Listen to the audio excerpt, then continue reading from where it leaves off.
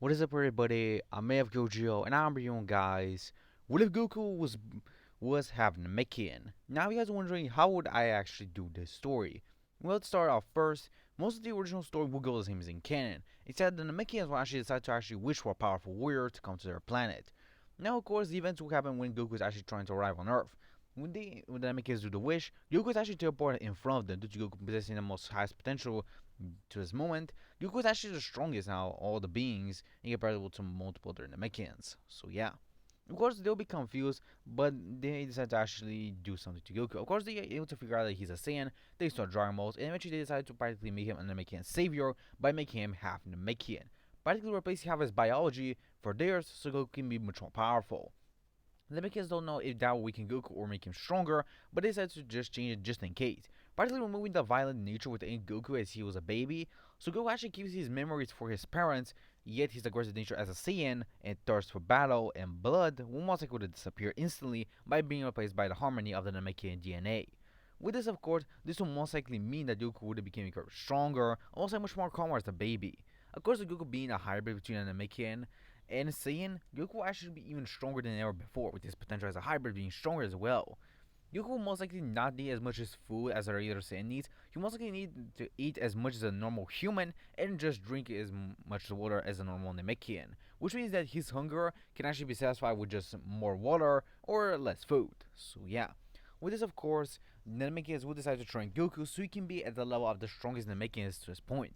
Goku would have been trained by all the Namekians and eventually grown stronger over the years. Of course, the Namekians know about Earth and how it can be in danger in the near futures, so they decided to actually send Goku to Earth at one point, using the use for a Dragon Ball to teleport Goku there and eventually return him after a month. Goku, of course, is able to do that, and just with him, he's still a kid after all. But Goku has learned martial arts from all the Namekians due to all of them possessing the Namekian Book of Knowledge, which will most likely would have granted them having martial arts on their planet, which will most likely make them a lot more experienced than any other humans. That's why Goku will be much more experienced in martial arts than any other humans on Earth. Of course, King Piccolo will still be a threat, but because of Goku being a hybrid of a Namekian, Goku will be much stronger than King Piccolo and having regeneration on his side, Goku will be much stronger and more powerful, also more durable to defeat King Piccolo. Goku actually possessing much more higher power level than his original canon counterpart. Due to training with the Namekians who will reach power levels to a 3000 to 5000, Goku most likely with his Saiyan biology, also his Namekian biology as well, will most likely be able to reach a power level of 5000 as well because of his kid state, since he is still young, but he is pretty powerful. Of course, Goku is easily able to defeat King Piccolo and eventually lead to Earth to being safe. Of course, Goku does stay for a couple of days, eventually meeting Chi-Chi and everyone else. He does train on Earth, but the martial arts on Earth are not as great as their on Namek. But Goku does tell him that he will return as soon as he can. Of course, Goku is actually interrupted when his teleportation is supposed to go, with Kami using his Dragon Balls to practically intervene in Goku's teleportation, explaining to Goku and the Namekians by using his telepathy. Of course, Goku is actually surprised to actually see a Namekian on Earth. Of course, Kami is also surprised to actually know that he's actually not a god, but an alien. But of course, he does know about Piccolo Jr. and actually wants Goku to kill him. But Goku is actually against that, since he thinks that Piccolo deserves a second chance since he's an Namekian, and he doesn't think that Piccolo will most likely would have done the same as his father did. So, Kami decides just sighs and tells Goku that he can train with him. Goku decides to start training, and eventually he trains with Kami. Kami is not as strong as the other Namekians, but he does possess much more better techniques than them, which will also be able to practically provide Goku with much more better arsenal of techniques. Goku, of course, would have been able to easily copy the Kamehameha and multiple other techniques like the Solar Flare as well.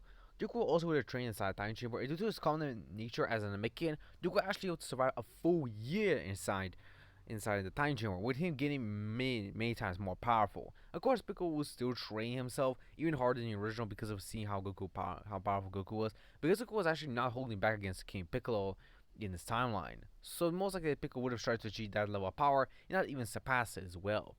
By the time of Goku and Piccolo meeting in this timeline, Goku will be miles away stronger than he is in canon because of his regeneration and his constant Zenkai boost because of it. Goku reached a staggering base power level of 300,000, but don't slouch on Piccolo yet. Piccolo is actually one of the strongest Namekians and one of the highest of their potentials, with Piccolo possessing a power level of 12,000. Yes, Piccolo does possess a power of 12,000 because Piccolo most likely will create multiple concepts of himself, constantly training every day without resting. This will constantly would have increased Piccolo's power level due to his regeneration and better stamina than multiple other humans, which will most likely would have granted Piccolo much more higher power level than the original one if he actually increased his training. With Goku and Piccolo still fighting one another, Goku was likely to have a better edge in the battle, where Goku is able to overpower Piccolo due to being at least 25 times stronger than Piccolo himself. Of course, Piccolo still not giving up and trying to actually kill Goku, but even with that, Goku is easy able to defeat Piccolo, not wanting to kill him since he is a fellow Namekian, just like he is. He is maybe a hybrid, but he does possess a heart of a Namekian. Of course, Piccolo will still be confused. Eventually, Goku would teleport into Namek, not able to learn its transmission thanks to the Namekians in the Namekian Book of Legend.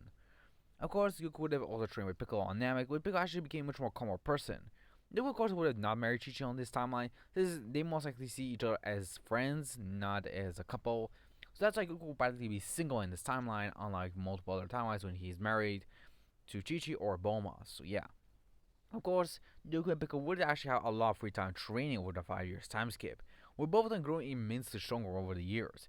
Piccolo also does a fusion with one of the Namekians, with one of the Namekians being incredibly weak, so they decide to fuse with Piccolo. And this switch actually brings Piccolo to even stronger than his canon level when he was on Namek. With constantly training with Goku, Piccolo was able to get stronger and more powerful, while Goku actually able to unlock a new transformation, which will be the Super Saiyan, which will be a form that will stay in the Namekian Book of Legends, which would be pretty surprising for Goku to achieve that level. But of course, Goku will still continue to train and eventually even go back to Earth to use the time chamber with Piccolo.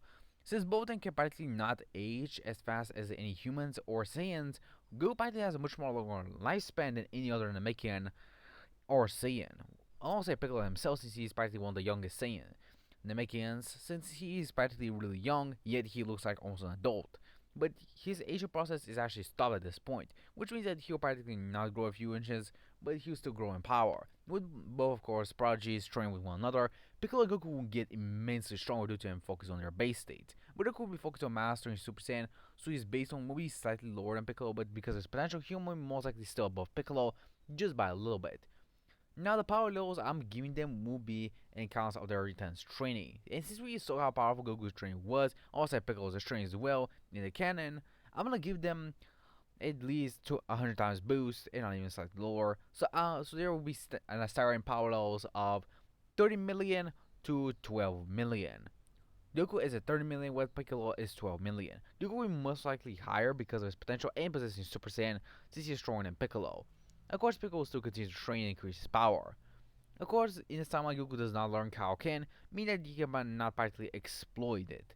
But he does train, continue his own training, since he believes even without anything else besides Super Saiyan, he will most likely be easier to defeat any enemy that comes in his way. But of course, the timeline cannot always be peaceful, as Frieza is actually able to locate Namek. But of course, the Saiyans will still go to Namek first instead of Frieza, since Frieza actually wants to see how powerful the Namekians are. Of course, once we have right there, eventually after seeing Goku there, he wants to try to convince Goku to be by his side, but eventually Goku would refuse. Raditz, of course, will be still trying to practically fight Goku, but even while using his grade 8 form, he's still no match for Goku, as Goku is easily able to beat him while using only one finger because of the power gap between them is over the 200s. So yeah. Of course, Vegeta and Nappa would be practically surprised to actually see that Raditz, even in his grade 8 or Zoro form, was easily defeated by Goku with just one finger. Both Vegeta and Nappa decided to train and increase their powers, as they train even harder because they wanted to defeat Goku. With Vegeta actually deciding to actually accept this training because he's never trained in his life. He thought he never needed to, but since he needs to. And Vegeta does the absolute limits of his training, pushing himself so much to a point he's on the brink of death. Even Nappa is actually surprised that Vegeta is training so hard just to defeat a low class Saiyan. But Vegeta can tell that this is just not ordinary class Saiyan. This low class Saiyan is incredibly powerful and strong. He can tell that. Eventually, of course, Vegeta and Nappa would have arrived, with their power levels reaching the millions. With Nappa, of course, possessing a power level of 3 million, while Vegeta possesses a power level of 10 million. Of course, they decided to go into Zoro forms, but because of their constant training, they were able to achieve Akari, which they most likely were able to use their base forms using Akari. So yeah. Of course, Goku most likely would have used Super Saiyan against them because of it being stronger. Goku is able to overpower them due to possessing a power level in the Super Saiyan level of 1.5 billion. Of course, this one also will send a notification to Frieza, since both Vegeta and Nappa were training intensely hard, meaning that Frieza will also be alerted. Of course, Frieza will not decide to train, since his power will most likely surpass the monkeys, but he decides to train a little bit, at least for one day, and that's what he does. Of course, he does train with King Cole, since he wants a better sparring partner just in case if his training is not enough. And King Cole does accept his son's training, and eventually both train together to face off against Piccolo and Goku, the protector and guardians of Namek. But that is the end of this part. I'll see you guys in the next one. Sayonara, my Z fans. I'll see you next time.